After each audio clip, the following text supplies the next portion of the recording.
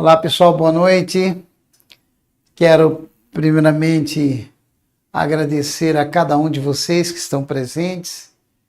Não esqueça de deixar anotado aí no chat a cidade da qual você está conectado, o seu nome, deixar, né, o seu like e compartilhe, pessoal. Compartilhe com os seus amigos, os seus colegas de trabalho, sobre o nosso trabalho, sobre aquilo que nós temos a oferecer para vocês. Toda terça nós trazemos aí uma aula onde falamos sobre diagnóstico, reparação, tanto de sistemas dieseleletrônicos como também sistema semieletrônico, mecânico, enfim. Nós podemos trazer aí até vocês o nosso conhecimento, a nossa experiência. Então, mais uma vez, para aqueles que já estão presentes, uma boa noite, obrigado por prestigiar o nosso trabalho. Hoje nós vamos falar sobre um tema interessante. Esse tema eu trouxe assim justamente para dar uma sacudida em você que está aí do outro lado. Dá uma sacudida, né? Porque eu disse, qual é o título da nossa live? Qual é o título da nossa aula de hoje? 2 motivos que levam o motor diesel a falhar.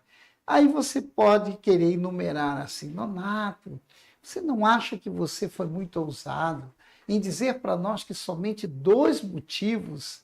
Eu conheço um número infinito de motivos que levam o motor diesel a falhar. E você está dizendo aqui que são 2 motivos específicos que levam o motor diesel a falhar? Sim, por incrível que pareça, sim. Ah, não. Então, Nonato, explica isso para nós, porque não está claro.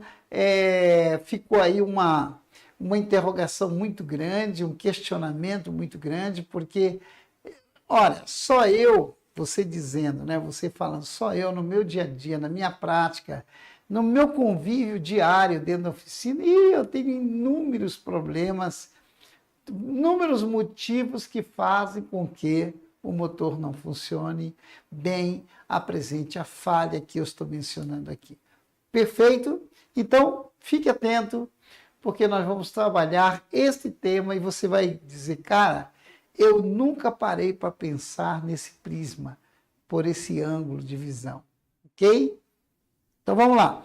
Já aproveite, já coloque aí, compartilhe com o seu colega aí. Quantos motivos no seu dia a dia você acha que você já encontrou para que o motor diesel que estava apresentando uma falha e você foi lá, solucionou e o problema era em tal peça?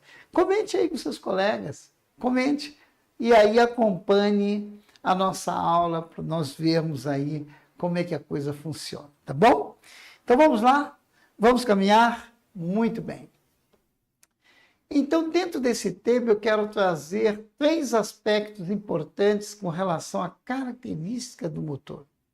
Então, nós temos motor com anticâmara, que são os mais antigos, com anticâmara de turbulência, que também é um pouquinho menos antigo. O primeiro é com anticâmara, né? Onde você tem uma perda da temperatura da massa de ar muito acentuada devido à troca de calor pelo processo de compressão para esta câmara, para esta anticâmara, ok? Motor com anticâmara de turbulência, aí entra os injetores do tipo, olha aqui, ó, os injetores do tipo DN, ó, injetores do tipo DN, de agulha com pino. Então, esse aqui é uma anticâmara, velas incandescentes, porque qual era o princípio que nós tínhamos? O princípio que nós tínhamos, os primeiros princípios, era que os motores diesel, se eles fossem de anticâmara, seja simples ou com turbulência, eles tinham que ter velas incandescentes, velas aquecedoras. Por quê? Porque a troca de calor nessa área aqui é muito grande. Imagine o pistão comprimindo esta massa de ar, reduzindo o volume maior a este volume menor, uma relação de compressão, estabelecendo uma temperatura mínima aí superior a 600 graus centígrados, mas a troca de calor nesse turbilhonamento era muito grande, porque o cabeçote ele estava a uma temperatura ambiente, enquanto que o bloco do motor também estava numa temperatura ambiente. Imagina, nós estamos falando de partida do motor. Então, nós temos uma dissipação de calor muito grande. Daí se fazia necessário, se fez necessário, vamos colocar no presente, ok? As velas incandescentes, justamente para devolver à massa de ar o calor perdido para as paredes que estão frias. Mas aí vieram os motores de injeção direta, motores mais ruidosos, motores que começam a aumentar o seu potencial, a sua potência, o número de cavalos, ok? Então, os primeiros motores de injeção direta, a relação de compressão 22:1, 20, 22, 24:1, a massa de ar superaquecia. E como a injeção acontecia diretamente, então os primeiros motores de injeção direta não tinham velas aquecedoras. Mas, devido às normas de emissões, devido aos motores aumentarem demasiado, cabeçote de alumínio, a distância do primeiro anel aqui se fez hoje muito próxima. Então você tem uma perda da massa de ar no processo de queima muito intensa. E aí, neste caso, você tem velas incandescentes, tanto agora nos motores de injeção direta. Olha que coisa interessante. É algo que você pode ver que os motores de injeção direta, dentro dessa aplicação como reio, já passa a ter velas aquecedoras. Mas você faria a seguinte pergunta para mim: Nonato, o que tem a ver, cara, o motor injeção direta com anticâmara, câmara de turbulência? O que tem a ver isso com o fator que você comentou? Você disse para nós que somente existem 2 motivos que levam o motor diesel a falhar. E mais uma vez eu estou batendo na tecla, questionando, nós estamos questionando, eu me coloco no seu lugar, que existem vários motivos. Vamos ver. Bom, vamos ver. Coisa interessante. Antes de nós mudarmos, a primeira coisa que eu quero perguntar para vocês que estão presentes aí, respondam. Responda aí para mim, por favor. Respondam. Respondam uma coisa muito importante. Olha só que coisa interessante.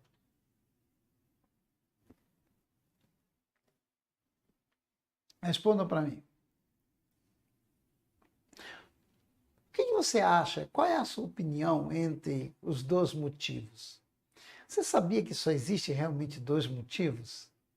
Você quer arriscar e dizer quais são os 2 motivos que fazem com que o motor falhe? Então vamos lá. Preste atenção numa coisa que eu vou dizer para você. Primeiramente, temos que definir o que é motor falhar. O que é um motor falhar? Escreva aí no chat. Compartilhe com o seu colega.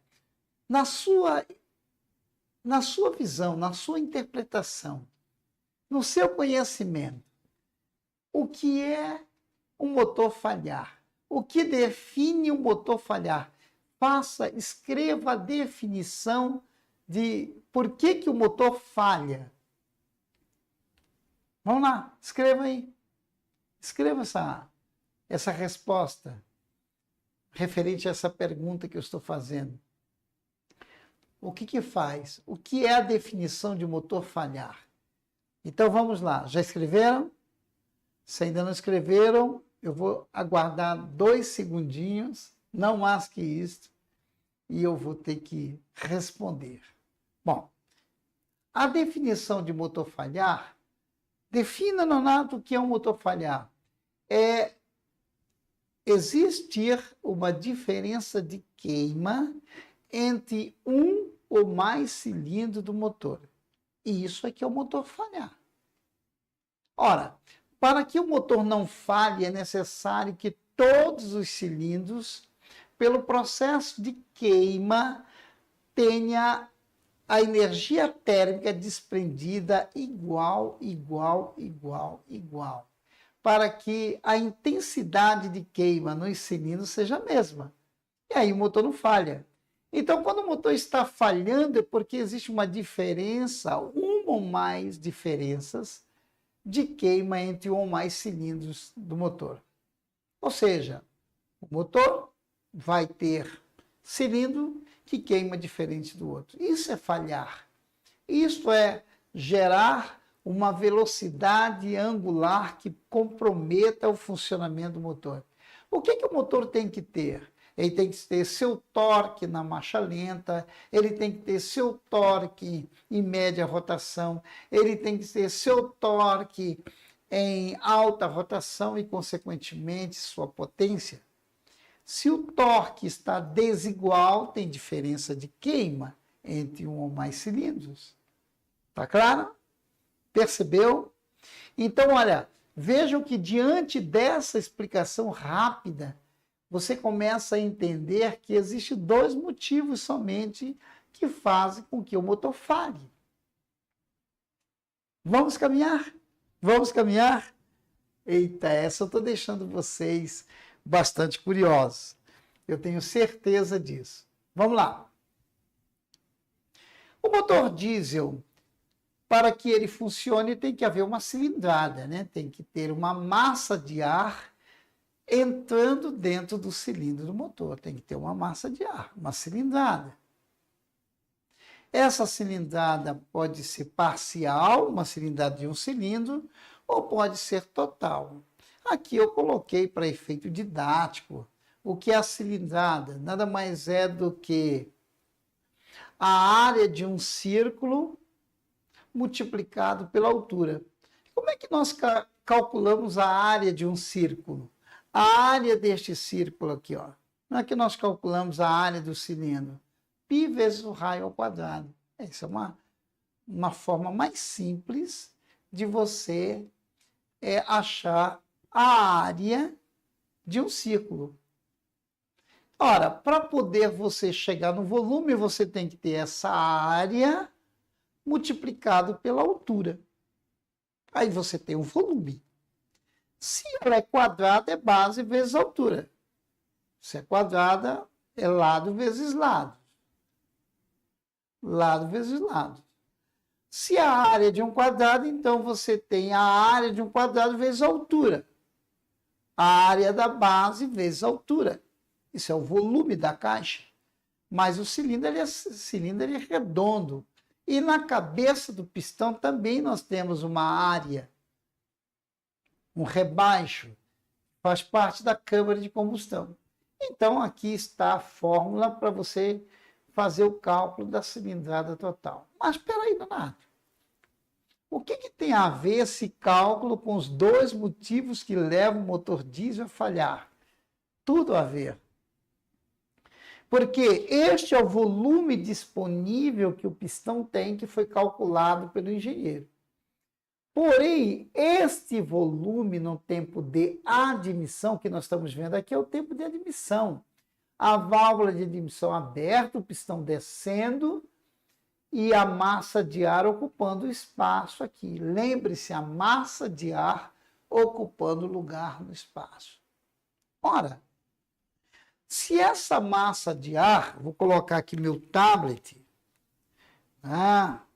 selecionei aqui, por exemplo, solucionei aqui o motor MAN, Euro 4, Euro 5, perfeito? Estou aqui com o meu motor MAN Euro 4, o módulo é uma EDC 7C32, e eu tenho os valores reais.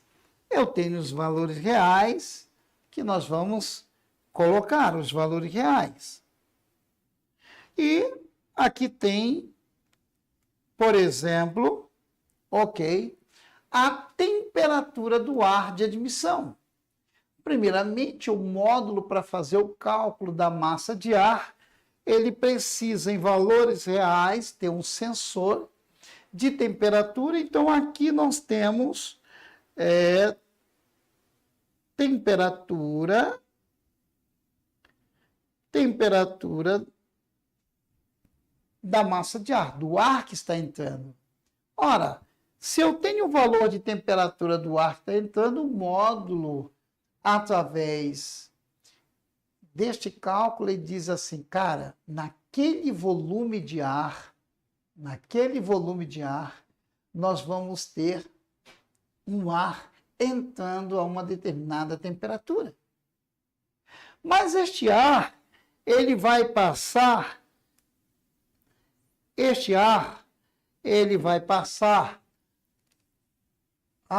eu fiz questão de colocar aqui, esse ar, ele vai passar, ok? Ele vai entrar num turbo. Ele vai entrar numa turbina. Ele vai superaquecer, porque o calor proveniente da temperatura dos gases de escape, ok?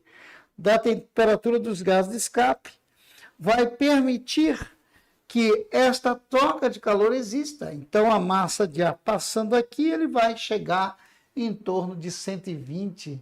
Olha, veja, o sensor de temperatura antes disse que a temperatura do ar ambiente, exemplo, 25 graus. Hoje, quase 40 graus, mais de 40 graus em Campinas, está quente, hein? Campinas. E aí, nós temos aqui o intercooler. Eu não só tenho no meu scanner aqui os valores reais, mas eu tenho também o diagrama da aplicação do veículo. Então, eu estou olhando aqui o circuito de alimentação de ar, que é justamente o que nós estamos falando ali. Então, o ar está entrando, troca calor com o caracol do lado de admissão, vai a 120, cento e poucos graus centígrados. Quando passar pelo intercooler, ele derruba. O intercooler baixa essa temperatura? Sim, por isso que nós temos o sensor de temperatura na entrada do coletor de admissão ou no coletor de admissão. Então, este ar, vejam, isso vai entrar em torno de, ele está dizendo aqui, o motor está parado, ele está na mesma temperatura que todo modo simulação. Mas se o motor estivesse funcionando, aqui estaria nessa temperatura pós-intercooler, estaria aproximadamente aí 56, 58, podendo chegar até 64 graus. Vamos voltar para a imagem que nós estávamos? Vamos. Nonato, por que você está dizendo para mim? Veja, olha que coisa interessante. Que essa temperatura é importante saber aqui nesse ponto, dessa massa de ar? Sim. Por que é importante?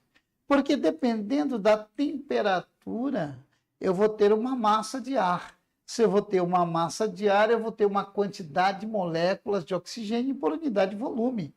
O módulo sabe que a cilindrada do motor, mas pela diferencial de temperatura, ele sabe qual é a massa de ar. E se a massa de ar não for compatível para o volume de injeção, ou o volume de injeção não for compatível para a massa de ar, este cilindro não vai ter o rendimento térmico. Peraí. Você falou de duas coisas? Sim. Eu falei de volume de diesel, de injeção, e volume de massa de ar. Não, volume de ar, que dependendo da temperatura tem uma massa. Ora, se o intercooler está furado, este cilindro vai ter uma queima diferente dos demais? Sim. Porque vai ter perda de pressão no coletor de admissão. A massa de ar vai ser diferente? Mas vejam, a massa de ar deixou de ser compatível com o volume de injeção, ok? Ou a massa de ar não está disponível. Então, os dois motivos já começam a alinhar a linha de raciocínio. Vejam, qual é a peça que está com problema? Intercooler. Então, vamos abrir aqui a imagem, novamente, para ver se a gente consegue enxergar aqui, ó. Olha aqui, ó. O intercooler está aqui, ó. Se o intercooler está aqui, ó, E se esse intercooler está furado, o que vai acontecer com a pressão de alimentação nessa linha? Aqui vai cair. O que vai acontecer com a massa de ar? Vai diminuir. Ora, vai diminuir para todo mundo? Vai diminuir para todo mundo. Então, o motor ele não vai falhar, porque ele só consegue falhar quando aquela queima for diferente naquele cilindro ou em mais de um cilindro. Então, vamos voltar à imagem para que nós possamos compreender. Deixar aqui. Muito bem. Então, mas vamos considerar que a coisa seja individual, porque se o intercooler furar, vai cair a massa de ar para todo mundo. Aí o motor, ele perde torque, potência, mas não falha. Lembre-se, ele não falha. Ele perde força, não fumaça, porque o módulo vai reduzir a potência dele, vai reduzir a rotação. Ele parte bem, acelera até, se for um caminhão, até 1.500 rotações, mas ele não vai falhar. Quando é que ele falha? Quando ele tem um cilindro ou mais de um cilindro com queima diferente dos demais. E quais são as duas causas? Vamos imaginar que esta válvula de admissão aqui, ó, ela não está vedando. A massa de ar entrou? Entrou. Mas no processo de compressão, o que vai acontecer com a massa de ar que está aqui? Vai escapar no processo de compressão. O que vai acontecer com a temperatura do ar aqui? Vai diminuir o processo de queima. Neste cilindro vai ser menor do que nos demais. Vejam, vejam. A massa de ar cai, o volume de injeção fica menor. Olha os dois pontos, massa de ar e volume de injeção. A qualidade da injeção. Mas como tem sensores, o módulo está dizendo que a massa de ar geral para todo mundo está ok. Ele não está medindo a massa de ar dentro do cilindro. Então, o volume de óleo injetado vai ser compatível para a massa de ar que está sendo entregue para todo mundo. Porém, este cilindro não está vedando, a junta do cabeçote não está trincada. A anéis de segmento está trincada. Então, a queima neste cilindro, a falha nesse cilindro vai acontecer. Por quê? Porque, neste caso, a massa de ar não vai ser compatível para o volume de injeção. A mistura vai ficar rica e não vai ter oxigênio suficiente para queimar todo o diesel. Olha, percebeu? Uma válvula que não está vendo direito, uma junta de cabeçote neste cilindro que não está vedando, um anel de segmento que está partido, um cilindro que está ovalizado. A queima desse cilindro vai ser diferente dos demais. Mas o módulo está recebendo a informação do sensor de pressão do turbo. E ele está dizendo, olha, está funcionando. Está funcionando para todo mundo. Ele não está avaliando individualmente. Claro, muito bem. Posso prosseguir. Já começou a mapear aí os detalhes com 2 motivos. Vamos caminhar. Ora, eu dei um exemplo. Eu vou colocar o esquema aqui novamente, só para a gente visualizar. Aqui, ó. Olha aqui, só para a gente visualizar, vamos sair desse slide e vamos visualizar. Olha aqui. Olha só que coisa interessante. Rapidamente. Aqui está o circuito do MAN, de alimentação. Bem aqui nós temos a válvula EGR. Bem aqui está a válvula EGR. A válvula EGR está aqui. Perfeito? Se esta válvula EGR não estiver vedando, vai começar a entrar gases inertes para admissão. Mas eu te pergunto, ele vai ser só para um cilindro? Não, para todos. Então, o falhamento ele acontece quando ele vai trazer um problema individual para um cilindro, que a queima desse cilindro vai ficar diferente para os demais. Se esta válvula GR não estiver vedando, ela vai alimentar de gases inertes no tempo de admissão, normalmente para todos os cilindros. Se essa turbina aqui tem desgaste, ele vai perder pressão de alimentação para todos os cilindros. Para todos os cilindros. Está claro assim? E aí ele não vai falhar, o motor perde torque, potência, não vai falhar. Olha que coisa interessante. Até aqui está tudo bem? Muito bem. Vou deixar isso aqui rapidamente. Vai ser o nosso. Ok? Vamos caminhar então na nossa apresentação. E agora? Agora a massa de ar vai ser comprimida, porque eu estou no tempo de compressão, a relação de compressão. Quantas vezes o volume menor está contido no volume maior. Essa relação de compressão vai estabelecer aqui a temperatura dos gases de escape temperatura da massa de ar, ok, na faixa de 600 a 800 graus centígrados. E esse aqui é o cálculo para se chegar na relação de compressão, que pode ser 14 para 1, 16 para 1. O diesel começa com 14, vai até 26, 28 para 1, ok? A relação de compressão. A relação de compressão, ela existe para garantir que a massa de ar vai atingir a temperatura. Ora, se nós temos perda por anéis, por válvula, por junta de cabeçote, por cilindro, aí a altura de pistão, uma série de fatores vai fazer com que, aí é individual, vai fazer com que a massa de ar, a temperatura não seja atingida e o processo de queima nesse cilindro vai ser comprometido. Se tiver em mais de 1, vai ser comprometido em mais de 1.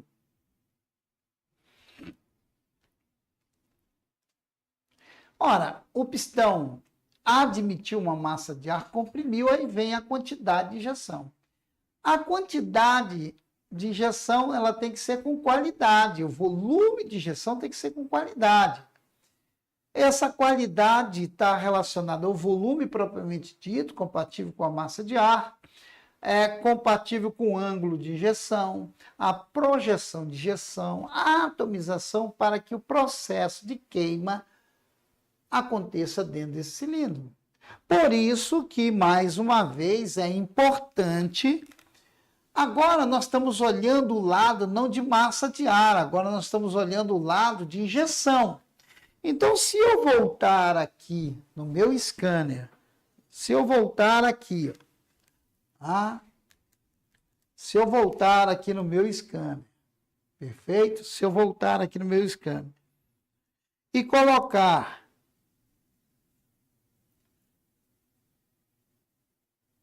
ok,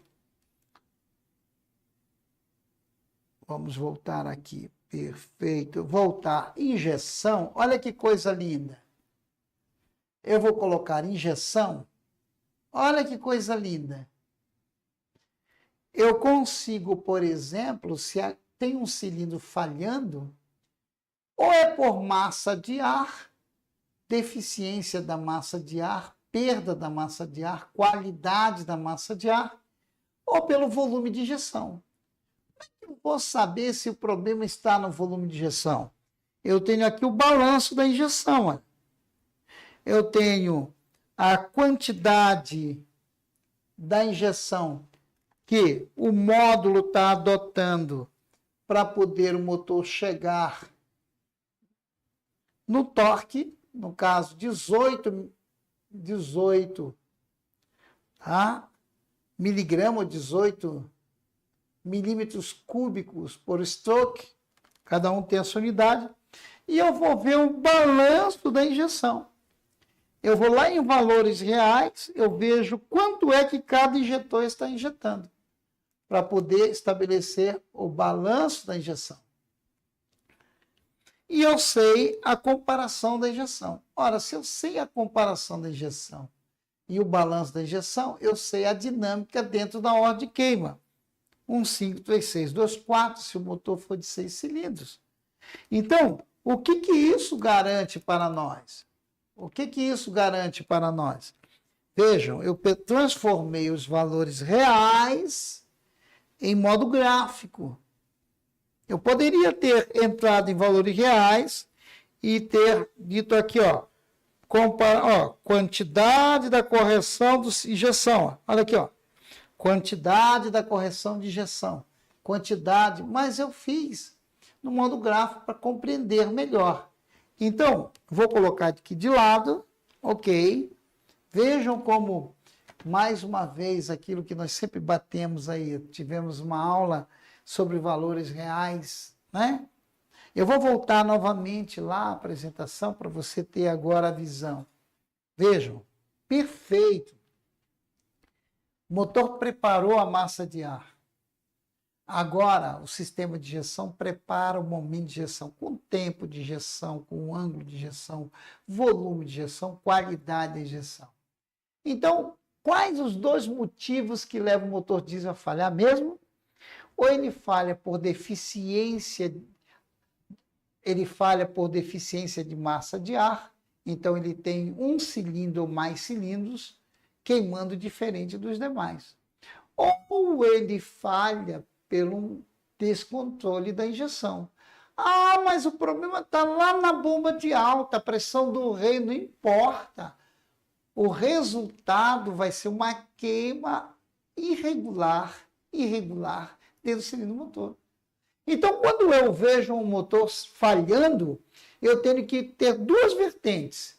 Ou eu estou com problema de alimentação de ar, considerando desde o filtro de ar até a parte interna do cilindro, junta de cabeçote, anéis, conforme eu falei, válvulas estão vedando, intercooler.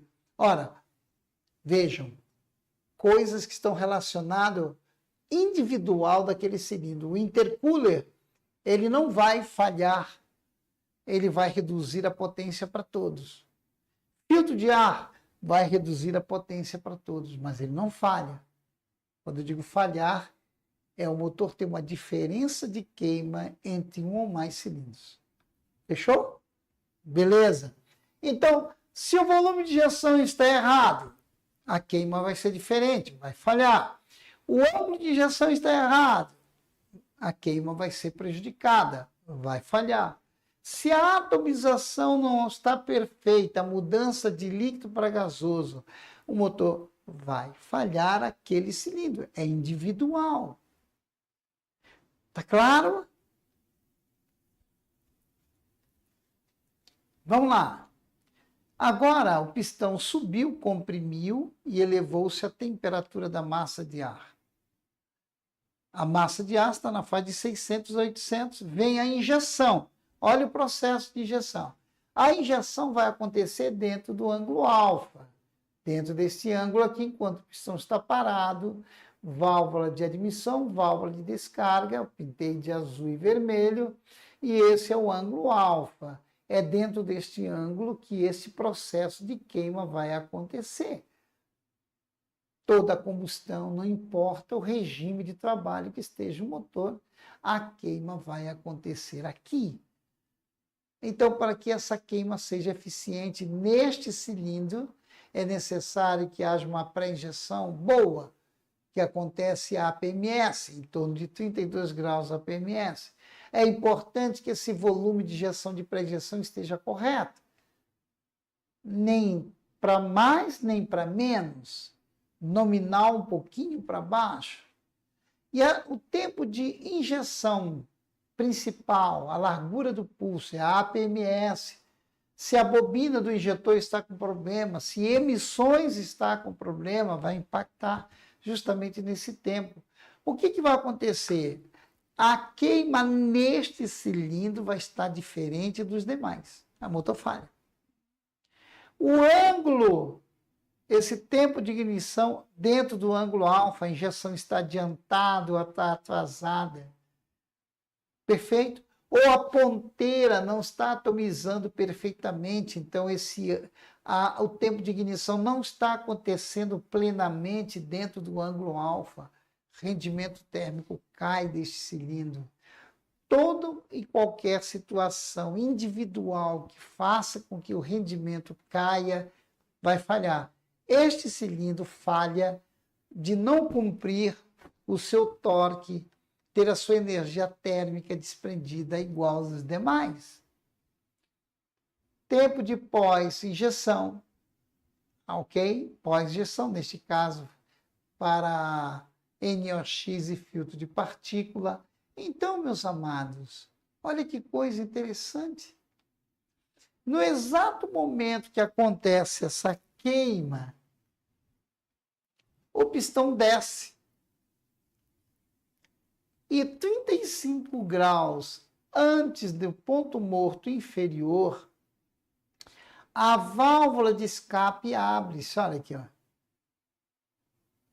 E os gases queimados são jogados para fora.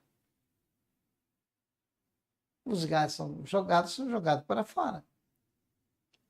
Como é que eu sei que está sendo eficiente? Como é que eu sei que a queima dentro do cilindro é eficiente? Vou pegar aqui meu scanner. Aqui. Ok. Vou lá no modo gráfico. Procurar colocar aqui. Vou lá no modo gráfico. Vou lá no modo gráfico. E vou buscar aqui, olha. Filtro de partícula. Olha que coisa linda. Olha que coisa linda. Aqui nós temos um sensor de temperatura antes e depois. Se a temperatura dos gases de escape, vejam, se a temperatura dos gases de escape são eficientes, ou seja, chegam a um certo valor, significa dizer que a câmara de combustão, a energia térmica gerada, olha, foi positiva. Por isso que o módulo só pode fazer regeneração, fugindo um pouquinho do assunto de que nós tratamos. Por que que precisa de um sensor de temperatura antes e um sensor de temperatura depois? Primeiro, para indicar o módulo que tem temperatura suficiente para fazer uma regeneração, espontânea ou forçada. Essa temperatura tem que ser de 450 graus centígrados. Para isso vai começar uma pós-injeção para elevar essa temperatura. Quando este sensor disser para o módulo que a temperatura dos gases de escape estão igual ou superior a 450, aí a pós-injeção acontece forçada. Justamente para quê? E como nós vamos saber se tornou eficiente? Pela comparação de temperatura, porque aqui nós temos também um outro sensor de temperatura. Então, vejam que foi muito mais fácil nós analisarmos no modo gráfico. Eu poderia ir lá em valores reais e analisar. Então, vamos voltar àquela apresentação para a gente, basicamente, ir finalizando. Qual é a temperatura em marcha lenta dos gases de escape? 1800. Desculpe, 180. Qual é a temperatura máxima em regime normal, considerando sem filtro de partícula? 460 graus. O que quer dizer isso? Ora, se lá no escape está saindo 460, significa dizer que a energia térmica gerada na câmara de combustão é eficiente. Então, pessoal, isso daqui é apenas uma pequena amostra daquilo a nível de conhecimento que nós temos com relação a todo esse sistema. Quando eu coloquei a pergunta para vocês assim, aliás, não foi uma pergunta, foi uma colocação. 2 motivos que levam o motor diesel a falhar. Eu não disse que levam a não entrar em funcionamento. a perder força, a perder torque, potência, não, a falhar, a ter um ou mais cilindros com queima diferente um do outro. Então só existe dois motivos. Ou a massa de ar ela não está se fazendo presente, compatível ao volume de injeção, ou o volume de injeção não está compatível. Agora, quando nós falamos de volume de injeção, qualidade de injeção, ângulo de injeção, isso é individual para cada cilindro por causa dos injetores. Mas se a pressão do reio está baixa, vai falhar? Não, porque a pressão no reio está baixa para todos os injetores. Mas se a pressão do reio começa a oscilar, vai falhar? Vai, porque vai ter momentos que vai ter injetor que vai injetar com uma pressão mais alta. E vai ter momentos que vai ter outro cilindro que o injetor vai injetar com uma pressão mais baixa. E que isso vai causar um falhamento, uma falha. Então, a falha ela está direcionada à deficiência de queima de um cilindro em relação aos demais. Fechou a linha de raciocínio? Então, só existem duas razões básicas. Ou a massa de ar naquele cilindro está comprometida, ou a injeção, a qualidade de injeção está comprometida. Está claro, meus amados? Perceberam? Claro que qualquer coisa que você disser assim, ah, mas eu tive um problema, era tal peça. Vamos analisar. Essa peça envolve a todos os cilindros ou individualmente só um cilindro? Se for só um cilindro, vai falhar. Se for para todos, todos vão perder torque e potência, mas não vai falhar. Olha que coisa interessante. Ficou claro? Ok? Nós temos perguntas?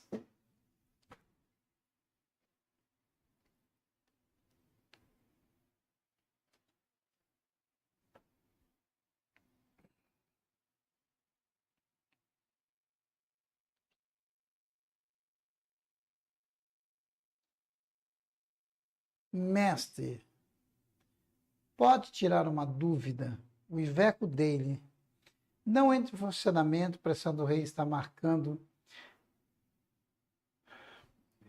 6.500 bar? Ok.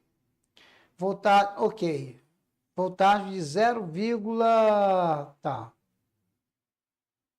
Quando desconecta o sensor, cai para tal. Ok. O que acontece?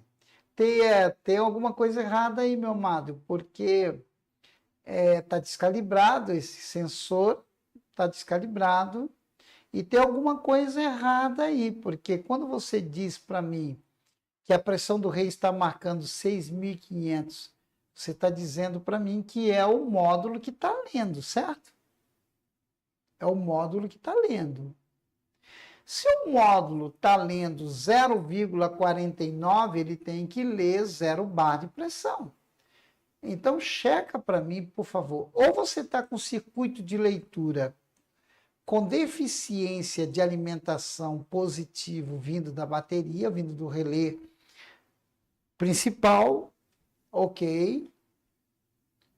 Ou o condutor que está levando o sinal positivo para o sensor de leitura dentro do módulo está em curto com alguma tensão. Está entrando em curto com algum valor de tensão positivo aí.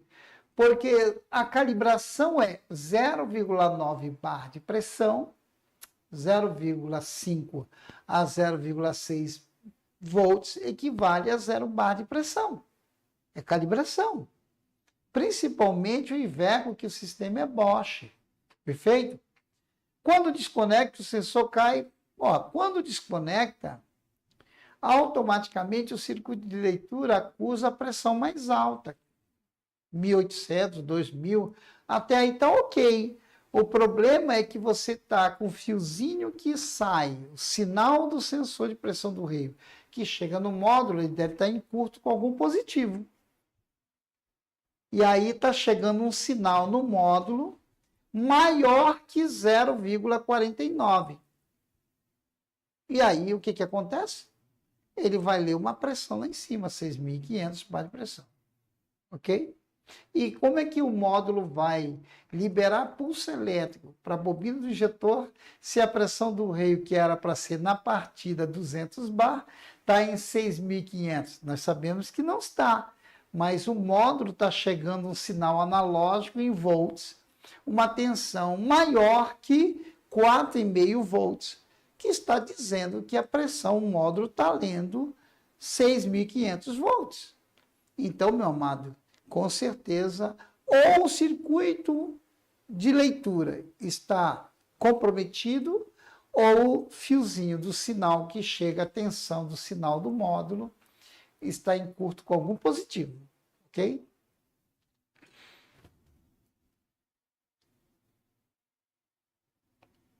Mestre Joshua Alves da Silva, mestre, hoje peguei uma Hilux que ao cair a rotação dava uma falha e castanholando na lenta. O que poderia ser? Bom, primeira coisa,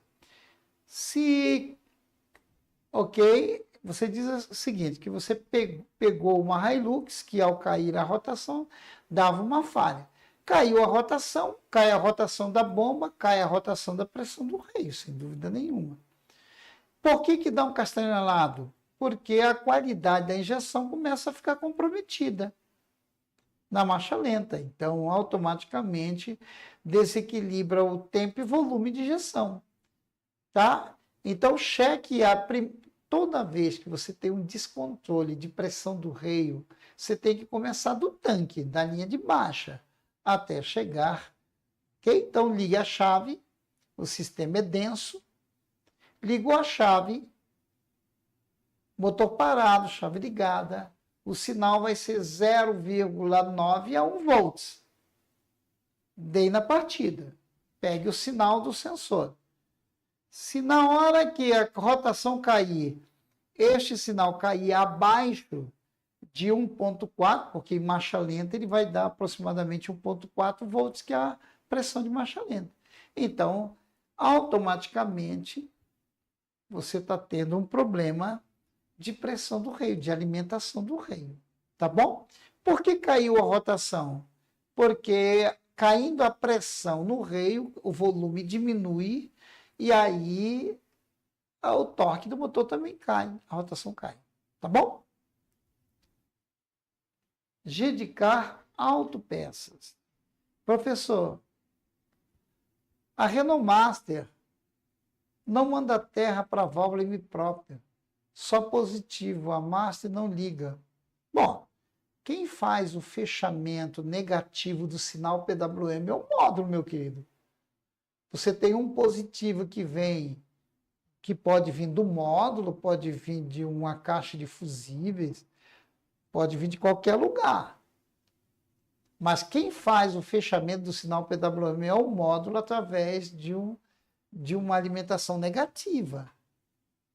Então, quando eu tenho uma válvula própria, eu tenho dois fiozinhos. Um é positivo direto.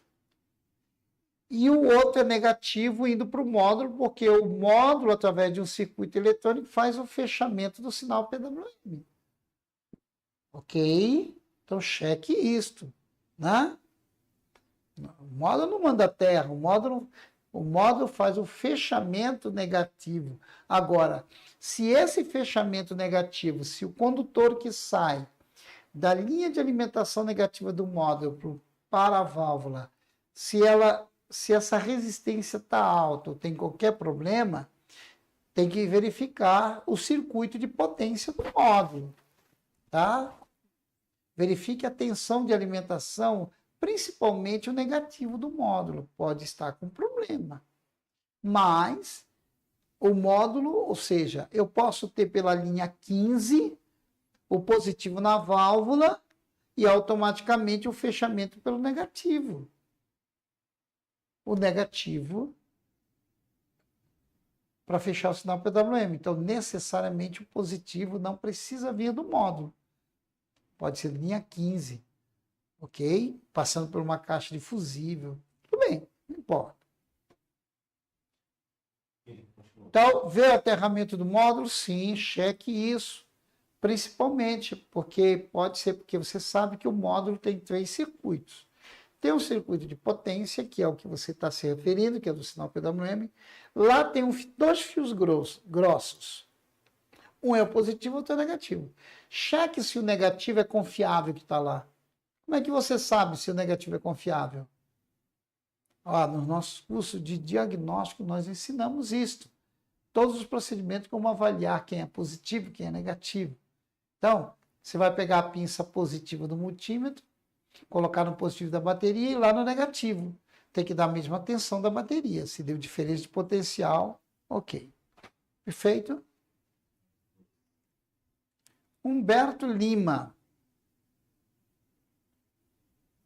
Se a bateria, mestre, se a bateria não estiver com o CCA correto, pode não entrar em funcionamento mesmo com 12? Sim, sem dúvida nenhuma. A queda de tensão, vejam, porque você sabe que você tem circuitos eletrônicos. Você pode ter a tensão e pode não ter a corrente suficiente para alimentar o circuito. Então você tem a tensão, mas não tem a corrente. Então, sem dúvida nenhuma, você pode sim, uma bateria com CCA comprometido pode não funcionar, mesmo tendo fisicamente uma tensão de 12 volts. Ok? Guilherme Alan, mestre, para eu saber qual MPROP é recomendado para a bomba de alta, é preciso olhar o código da bomba de alta? Sim, meu amado. Para cada bomba de alta, você tem uma válvula MPROP, que é a vazão dela. Apesar de ela ter um corpo e o local de fixação todas iguais, basicamente iguais, são poucas as aplicações que mudam o conector e mudam o tamanho da válvula, o comprimento da válvula, tem umas um pouquinho mais curta, mas é a aplicação. Você tem que pegar o número comercial da bomba e ir no catálogo Bosch e ver qual é. Cuidado com essa história, eu não gosto. Usa de tal bomba que é a mesma coisa. Eu não arrisco essas coisas, porque o desenho do triângulozinho, a vazão da bomba é específica para cada aplicação. Por isso que ela tem números comerciais lá. Agora, se você vai no catálogo, está dizendo que a válvula 0,85 se aplica em N bombas, aí é outra coisa. Você sabe que aquela válvula é compatível à sua capacidade volumétrica para várias bombas. Agora, se eu vou na aplicação tal, o número da válvula é diferente, vou para essa é diferente, meu amado, não coloque. Eu não coloco. Mesmo que o meu colega já tenha aquela experiência. Eu coloquei e funcionou. Cuidado com esse negócio de colocar funcionar, hein? Tá bom?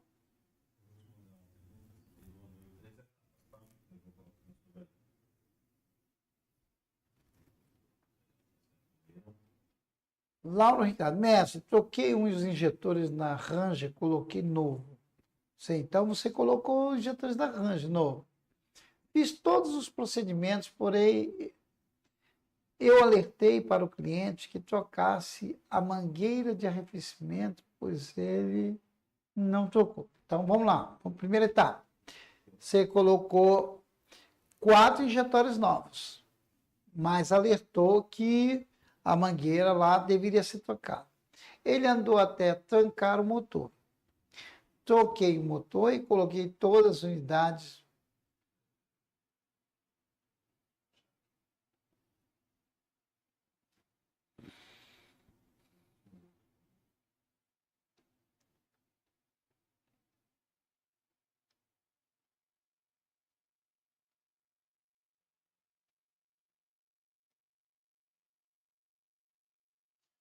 Ele andou até trancar o motor. Troquei o motor e coloquei todas as unidades no orçamento, mas ele cortou. Aí eu expliquei os motivos, mas ele não concordou. Deixei as mesmas, porém não deu êxito. Ok. tive que colocar todos novos, pois os anteriores não no teste de bancada não está dentro do padrão, mas no carro nem funciona porque... Espera aí. Tive que colocar todos novos, pois os anteriores não no teste de bancada, ou seja, no teste não está dentro dos padrões, mas no carro nem funciona porque... Por que essa diferença? Bom, vamos lá. Nós estamos falando de Ranger, né? É isso mesmo, nós estamos falando de Ranger. Ranger é piezoelétrico. Os injetores piezoelétricos, se tem diferença de capacitância, com certeza você vai ter problema. Agora, o que me estranha muito e que está me chamando a atenção e que eu precisaria analisar com mais calma é que o motor ele simplesmente fundiu. O que tem a ver os injetores com esse motor? Isso que eu estou querendo entender. Perfeito? Mas, se os injetores independentes passar no teste, dentro dos valores de emissões, dentro de marcha lenta, pré-injeção, plena carga, não tem por que ele não bater direito lá no outro motor. Ou seja, no motor que você fez, no motor que você reparou, provavelmente colocou o injetor, tem que funcionar. Tem alguma coisa estranha aí que precisaria analisar com mais calma, com mais cautela. O que levou esses injetores a não funcionar mais? Porque, pelo que eu percebi, foi a mangueira do sistema de arrefecimento que ele não trocou. E o motor deve ter travado. Ora, se o motor travou, ele ficou muito tempo com esse veículo parado. Tem algumas questões que eu não consegui fechar a linha de raciocínio. Mas o que é certo é certo. Se você tirou os 4 injetores, independente do que aconteceu no motor, passou no teste, deu tudo certo, é botar no carro. Tem que passar, meu irmão. Tá? Mas tudo certo não é tudo verde, tá bom? Cuidado com isso. Tem mais alguma pergunta? Cleiton Lucas. Como identificar se uma válvula própria é genuína? Ah, meu amado. Você sabe que eu fiquei na Bosch até 2019, né? 2019 já tinha bastante coisas vindo daí de fora. Já estava difícil você pegar uma válvula na mão e identificar, cara. Mas tem uma coisa que eu uso muito para identificar. Toda válvula MIPROP, ela tem um código, que é a capacidade volumétrica dela. Por exemplo, você vai encontrar 2.6, 2.4, é o númerozinho que está gravado ali na bobina. 2.4, 3.2 é a capacidade volumétrica. Geralmente, não é uma regra. Quando não é original, não vem. Porque Bosch vem. Toda válvula tem eu não tenho uma aqui agora, né? Mas toda válvula tem no corpo da bobina isso aqui, ok? Léo Dumont, boa noite, professor. Alguma dica específica para motores SsangYong? Boa. Olha, SsangYong é um bom motor, né? Um bom motor. Você está falando de uma bomba DPF-1. Eita, nós, deu FAI, cara. Bom, meu amado, essa aplicação, eu vou trazer algumas dicas da SsangYong para vocês. Algumas dicas que podem ajudar vocês no dia a dia. Mas um dos maiores problemas da SsangYong é justamente a característica construtiva da bomba de alta, né? Que é de roletes, né? E aí se torna muito complicado, principalmente para o nosso combustível, para os cuidados que o nosso usuário tem. Então, eu vou preparar alguma coisa sobre isso para vocês, tá bom? Vamos lá. Marquinho, mestre, por que um Volvo VM 270 não ultrapassa a rotação de 2.000 RPM? Bom, injetores todos revisados, sistema de baixa pressão. Bom, se ele não passa 2.000, ele acende a luz de diagnose, está reduzida a potência, né? Reduziu a potência. Meu amado, algum detalhe importante a nível de controle que vai servir para o controle de tempo e volume de injeção. Por exemplo, pedal do acelerador, sensor de rotação, ok? Sensor de fase, sinal do sensor de pressão do reio, que é basicamente, ok?